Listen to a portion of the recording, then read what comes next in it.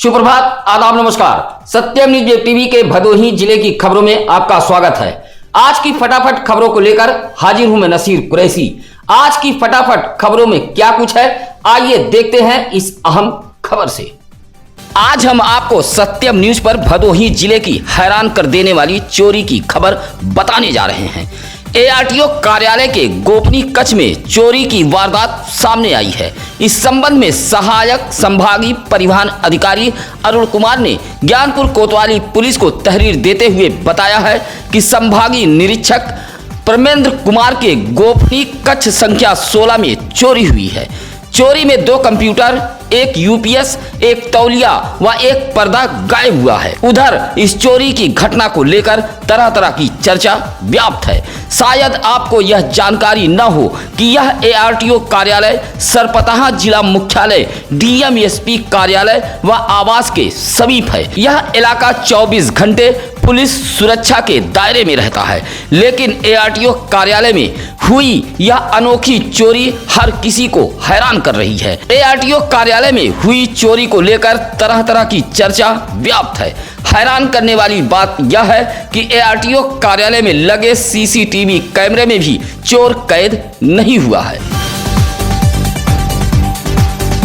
सुरियामा थाना इलाके के मतेथु हरिपट्टी गांव में हौसला बुलंद चोरों ने मकान में सेंध लगाकर भीषण चोरी की घटना को अंजाम दिया है। चोरी की इस वारदात की जानकारी मिलने पर सुरियामा पुलिस सहित यूपी डायल 112 मौके पर पहुंची थी। हरिपट्टी गांव निवासी शारदा प्रसाद यादव मुंबई में रहते हैं, जबकि उनका परिवार गांव में रहता है।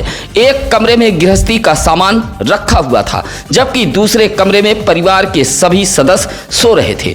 चोरों ने मकान के पीछे से सेंध लगाकर घर में रखा 16,000 नगद, सोने की 2 चेन, एक झुमका, 2 मंगलसूत्र, एक जोड़ा कानबाली व चांदी का 2 पायल व 2 कमरबंद उठा ले गए हैं। सुबह जब परिजनों ने कमरे का दरवाजा खोला तो पीछे से सेंध लगा देख उनके पैरों तले जमीन खिसक गई। कमरे का सामान बिखरा पड़ा था, नकदी जेवरात गायब थे। शारदा प्रसाद यादव के छोटे भाई शांता यादव ने इसकी सूचना सुरियामा पुलिस सहित यूपी डायल 112 को दी। मौके पर पहुंची पुलिस जांच पड़ताल कर वापस लौट गई। चोरी की वारदात से गांव में सनसनी फैली हुई है। शनिवार की भोर में ज्ञानपुर कोतवाली इलाके के असनाव पुलिस चौकी अंतर्गत मल्लूपुर पसियान बस्ती से 1 किलोमीटर दूर नीलांजलि नामक एक किशोरी का शव खेत के बगल गड्ढे में पाया गया था। परिजनों ने आशंका जताई है कि किशोरी की मौत किसी जंगली जानवर के हमले से हुई है। किशोरी का एक हाथ भी गायब था और चेहरे पर चोट के निशान थे। मल्लूपुर के पसियान बस्ती निवासी श्यामलाल सरोज की 14 वर्षीय पुत्री घर में सोई हुई थी और उसका शव घर से 1 किलोमीटर दूर उच्च प्राथमिक विद्यालय खिमईपुर के समीप सड़क किनारे पाया गया। इस वारदात से गांव में सनसनी फैल गई थी। जानवर के हमले से हुई मौत की सूचना मिलने पर वन विभाग की टीम जंगली जानवर की तलाश में गांव में पहुंची थी। उधर परिजनों के मुताबिक किशोरी विक्षिप्त थी और उसे रात में नींद में चलने की आदत थी।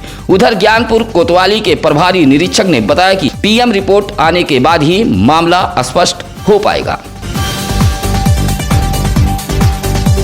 भदोही कोतवाली क्षेत्र के नई बाजार पुलिस चौकी इलाके के अब्बास नगर मोहल्ले के मनबड़ युवकों ने पहले एक युवती के साथ छेड़खानी की। जब परिजनों ने विरोध किया तो मनबड़ युवकों ने दुकान में घुसकर तोड़फोड़ की और पीड़ित परिजनों को मारा पीटा है। पीड़ित युवती के पिता की तहरीर पर भदोही कोतवाली पुलिस ने नई बाजार निवासी सलीम उर्फ खुसई के पुत्र इत्साम, इम्तियाज उर्फ गुड्डू के पुत्र फुकाली व अयान अंसारी के खिलाफ धारा 323, 504, 506, 294, 354, 427, 452 के तहत मुकदमा दर्ज किया है। शनिवार की शाम चौरी से भदोही की तरफ जा रहा यात्रियों से भरा एक ऑटो मोरबा पुल के नीचे गिर गया। हादसे से सड़क से गुजर रहे राहगीरों में हड़कंप मच गया। संयोग अच्छा था कि ऑटो में सवार सभी यात्री बाल बाल बच गए, किसी को खरोच तक नहीं आई। हादसा मोरवा पुल के ब्रह्म बाबा मंदिर के समीप का है। बताया जाता है कि मानिकपुर निवासी ऑटो चालक चौरी से आधा दर्जन यात्रियों को लेकर इंदिरा मिल की तरफ जा रहा था। अचानक ऑटो पुल से 20 फीट नीचे गिर गया। चालक सहित सभी यात्री बाल बाल बच गए। हादसे से अफरा तफरी व हड़कंप मच गया और सवार यात्री भाग खड़े हुए। काफी मशक्कत के बाद स्थानीय लोगों की मदद से लगभग 20 फीट नीचे गिरे ऑटो को बाहर निकाला गया। भदोही जनपद पुलिस द्वारा अवैध शराब कारोबारियों के खिलाफ ताबड़तोड़ कार्रवाई कर रही है। इसी कड़ी में शनिवार को एसपी के निर्देश पर भदोही सीओ अजय कुमार, एसडीएम चंद्रशेखर, नायब तहसीलदार नितिन सिंह व दुर्गागंज पुलिस ने इलाके के शराब माफिया के खिलाफ बड़ी कार्रवाई की है।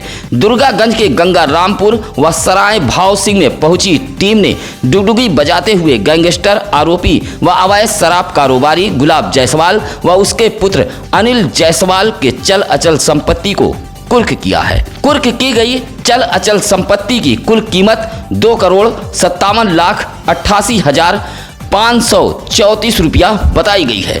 कुर्क की गई संपत्ति में जमीन, 2 व 4 पहिया वाहन, दुकान, मकान, ट्रैक्टर व बैंक खाते में जमा नगद को भी पुलिस ने कुर्क किया है। पुलिस ने बताया कि शराब कारोबारी भदोही जिले का टॉप 10 हिस्ट्री सीटर है। इनके ऊपर 3 दर्जन मुकदमे कायम हैं। भदोही शहर के पुरानी पुलिस चौकी गल्ला मंडी के समीप शनिवार की रात बाबा के भेष में एक बच्चा चोर पकड़ा गया है। मोहल्ले वासियों ने दबोचकर यूपी डायल 112 पुलिस के हवाले कर दिया है। बताया जाता है कि दरोपुर मोहल्ला निवासी रविशंकर सरोज का लगभग 2 वर्ष का बच्चा घर के बाहर खेल रहा था। तभी बाबा के भेष में पहुंचा एक व्यक्ति बच्चे को लेकर भागने लगा। संयोग अच्छा था कि मोहल्ले वासियों की नजर पड़ गई और लोगों ने दौड़ा लिया। गल्ला मंडी पुरानी पुलिस चौकी के समीप लोगों ने उसे दबोच लिया, जहां अरविंद नामक व्यक्ति ने यूपी डायल 112 पुलिस को सूचना दी। सूचना पाकर पीआरबी 2299 के कांस्टेबल अरुण कुमार यदुवंशी, महिला कांस्टेबल श्वेत लता नीलम, ड्राइवर मुख्य आरक्षी सुरेंद्र कुमार मौके पर पहुंचे और बच्चा लेकर भाग रहे बाबा को धर दबोचा। पूछताछ में उसने अपना नाम चंद्र प्रकाश पांडे व जौनपुर जनपद के बरसठी मियाँ चक का निवासी बताया है। उधर बच्चा सकुशल अपने परिजनों के बीच पहुंच गया है। भदोही जिले में हल्की बारिश के बीच उमस व गर्मी बरकरार रहेगी। गर्मी से राहत मिलती नजर नहीं आ रही है। शनिवार को ग्रामीण कृषि मौसम सेवा केंद्र भदोही द्वारा जारी मौसम बुलेटिन के मुताबिक भदोही जिले में इन दिनों धूप के आसार प्रतिदिन बने रहेंगे। पछुआ हवा के साथ साथ दिन का तापमान 34 व रात का तापमान 25 डिग्री सेल्सियस के आसपास रहेगा। हवाओं की रफ्तार कभी कभी 10 किलोमीटर प्रति घंटे के रफ्तार से देखने को मिलेगी।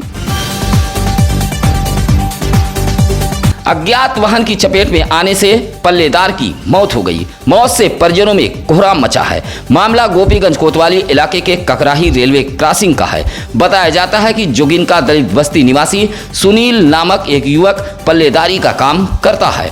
ट्रक से बालू गिट्टी उतारने के लिए वह अपने घर से 3 बजे भोर निकला था। पल्लेदार सुनील डिवाइडर पार करते समय किसी अज्ञात वाहन की चपेट में आ गया और मौके पर ही उसकी मौत हो गई। सुनील की अभी 1 वर्ष पहले शादी हुई है और 2 दिन पहले ससुराल से अपनी पत्नी की विदाई कराकर घर लाया था। हादसे के बाद परिजनों में कोहराम मचा है। पुलिस ने शव को कब्जे में लेकर पोस्टमार्टम हेतु भेज दिया है। भदोही शहर के मेन रोड भरत तिराहा के समीप एक तेज रफ्तार ऑटो ने बाइक में टक्कर मार दी। बाइक सवार घायल होकर सड़क पर गिर पड़ा। सुभाष नामक राहगीर ने बाइक सवार को निजी साधन से अस्पताल पहुंचाया। बताया जाता है कि जौनपुर के रामपुर निवासी 35 वर्षीय बाबा गौड़ बाइक से मर्याद पट्टी की तरफ जा रहे थे। तभी भरत तिराहे पर एक तेज रफ्तार ऑटो ने बाइक में टक्कर मार दी, जिससे बाबा गौड़ गंभीर रूप से घायल हो गए। बाइक सवार के घायल होने की सूचना पर भदोही कोतवाली पुलिस भी मौके पर पहुंच गई थी। घायल बाइक सवार का इलाज महाराजा बलवंत सिंह राजकीय अस्पताल में कराया गया है। ज्ञानपुर में समाजवादी पार्टी के जिला कार्यालय पर शनिवार को मासिक बैठक आयोजित की गई थी। बैठक में सपाइयों ने पार्टी के सदस्यता अभियान व नगर निकाय चुनाव की रणनीति पर चर्चा की। बैठक में सपा के पूर्व जिला अध्यक्ष आरिफ सिद्दीकी व हृदय नारायण प्रजापति ने कार्यकर्ताओं को संबोधित करते हुए कहा कि सपा द्वारा चलाए जा रहे सदस्यता अभियान में तेजी के साथ लोग जुड़ रहे हैं। सपा गरीब किसान मजदूर के लिए संघर्ष करती चली आ रही है। कहा कि होने वाले नगर निकाय चुनाव व 2022 की तैयारियों के लिए कार्यकर्ता अभी से जुट जाएं। नगर निकाय चुनाव में समाजवादी पार्टी का परचम लहराना है। बैठक में पूर्व मंत्री रामकिशोर बिंद, सरिता बिंद, संतोष यादव, उमा शंकर पटेल, धर्मेंद्र कुमार मिश्रा मौजूद रहे। कोयरौना थाना इलाके के दरवासी गांव में रिजवान के मकान के समीप रखा ठेला, टेबल, पंखा, हैंडपंप की मुंडी व हैंडल आदि सामान कुछ लोग उठा ले गए। इस संबंध में दरवासी गांव निवासी रिजवान ने कोयरौना पुलिस को एक शिकायती पत्र देते हुए गांव के ही कुछ लोगों पर सामान उठा ले जाने का आरोप लगाया है। रिजवान का आरोप है कि पिछले दिनों गाँव के ही कुछ लोगों ने उसे धमकी दी थी। धमकी के बाद उसका सामान गायब हो गया है। शिकायत के बाद मामले की जाँच पड़ताल के लिए पुलिस मौके पर पहुंची थी। रिजवान का कहना है कि इस घटना से उसका परिवार डरा व सहमा है। शिकायती पत्र देते हुए पीड़ित ने कार्रवाई की मांग पुलिस से की है।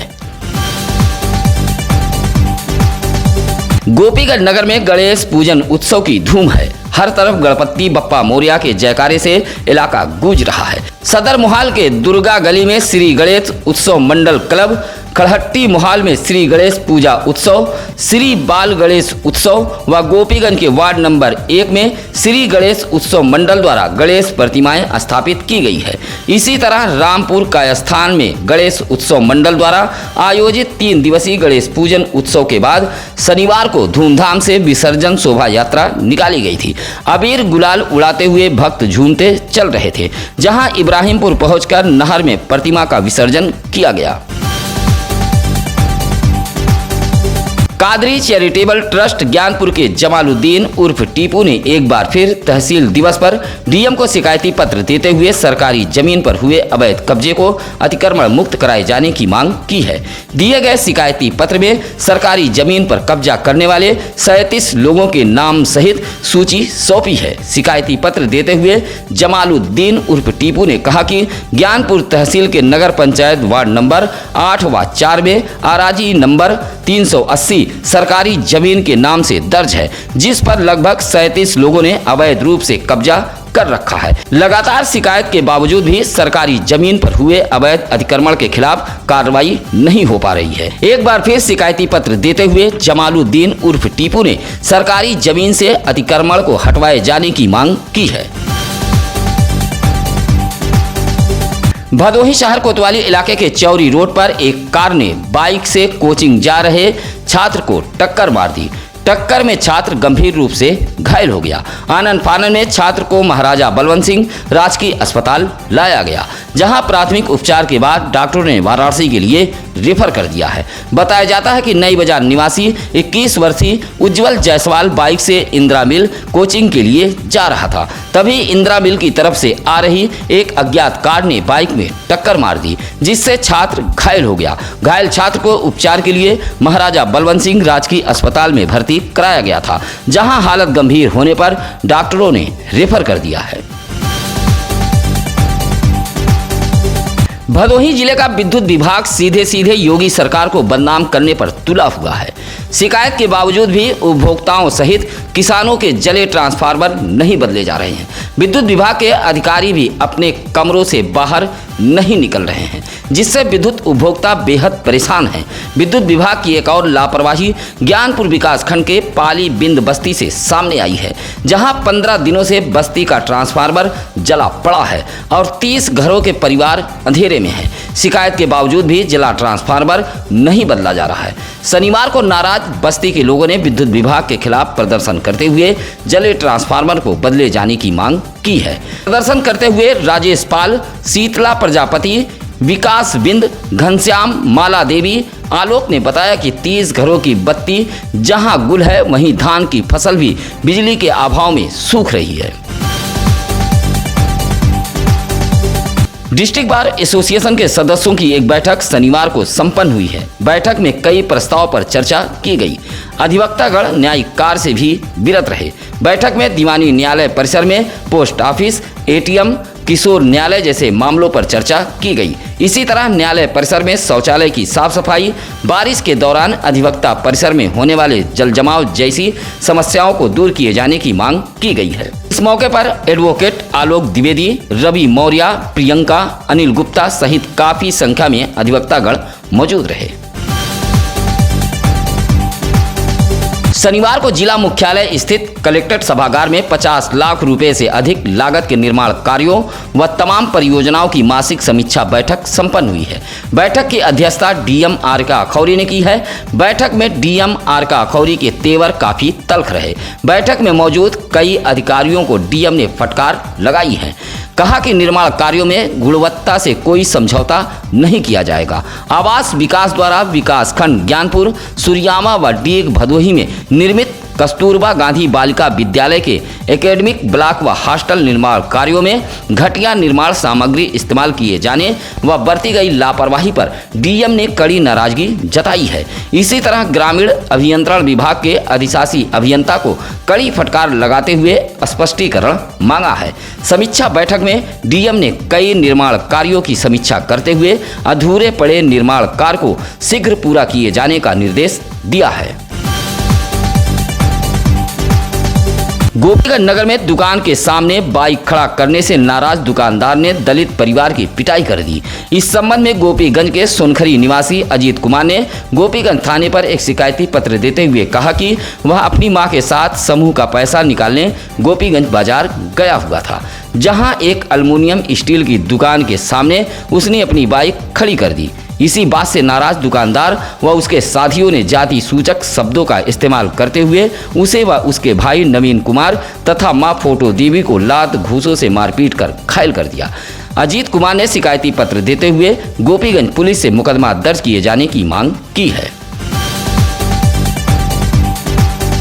औराई इलाके के जाठी निवासी श्याम नारायण सिंह ने कहा कि गांव में उनकी भूमि है, जिस पर सिर्फ एक व्यक्ति को लाभ पहुंचाने के लिए जबरन रास्ता बनवाया जा रहा है, जबकि मामला दीवानी न्यायालय में विचाराधीन है। कहा कि राजस्व विभाग से मेड़बंदी का आदेश भी हुआ है, लेकिन हर आदेश को दरकिनार कर जबरन गांव के ही एक व्यक्ति को लाभ पहुंचाने के लिए रास्ता बनवाया जा रहा है। किसी भी आदेश को पंचायत विभाग मानने को तैयार नहीं है। श्याम नारायण सिंह का कहना है कि इस विवादित भूमि का मामला न्यायालय में भी विचाराधीन है। सुरियामा के संत निरंकारी सत्संग भवन में साप्ताहिक सत्संग का आयोजन किया गया। इस सत्संग में बड़ी संख्या में दूर दराज से निरंकारी भक्तगण पहुंचे थे। सत्संग में प्रयागराज से आए जोनल इंचार्ज अशोक कुमार सचदेवा ने निरंकारी समाज के लोगों को जीवन के अहम पहलुओं पर बताते हुए निरंकारी पैगाम दिया। सत्संग के बाद भक्तगणों के बीच प्रसाद के रूप में खिचड़ी व हलवा का वितरण किया गया। निरंकारी सत्संग में दूर दराज से निरंकारी समाज के लोग पहुंचे थे।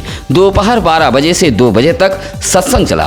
प्रसाद वितरण के बाद साप्ताहिक कार्यक्रम का समापन किया गया। इस मौके पर सुरियामा सत्संग भवन इंचार्ज शिव नारायण श्रीवास्तव, खूबलाल विश्वकर्मा, चंचल, राजेश आदि मौजूद रहे।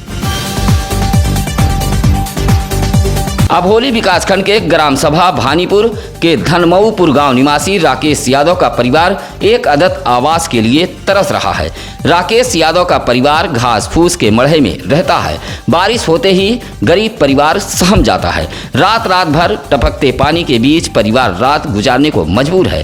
राकेश यादव के मुताबिक वह मजदूरी का काम करता है। कई बार ग्राम प्रधान सहित आला अफसरों से गुहार लगा चुका है। पिछले 30 साल से इसी तरह वह परिवार के साथ मड़हे में जिंदगी गुजार रहा है। राकेश यादव के परिवार ने जिलाधिकारी से गुहार लगाते हुए सिर छिपाने के लिए एक अदत आवास की मांग की है।